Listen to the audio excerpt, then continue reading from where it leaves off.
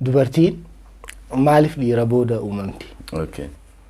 Fakkeenyaaf gaafa Aadamiin uumu Aadamiin biyyarraa uume Rabbi. Gaafa isa uumu san jalqabaati. Isheenillee uumuu ni danda'a waliin. Inni danda'a waan ta'eef jechuudha. Hin uumne ni tursiisi. Update godhee dhiirarraa waan hedduudhaan fooyyeessee uumeen jara kana. Actually wanti gaariin isaan qaban dubartiin yeroo tokkotti waa lama hojjechuu yookaan waa lama yaaduu dandeessii hin jedhama lama ol. Dhiirri garuu dhiirri amma fakkeenyaaf yeroo ficcaanu miseejiin yoo bilbila irratti itti seene ficcaanaa jira. Miseejii isa yoo dubbisu ficcaanni dhaaba hin danda'u.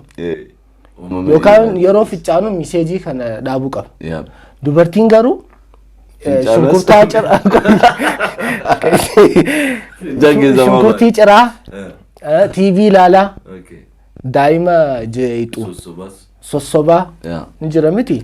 Bilbila abbaa warraa isitti haasawaa waan afur keessummeessuu ni dandeessi al tokkotti. Afran wal qixa hubachuu dandeessi.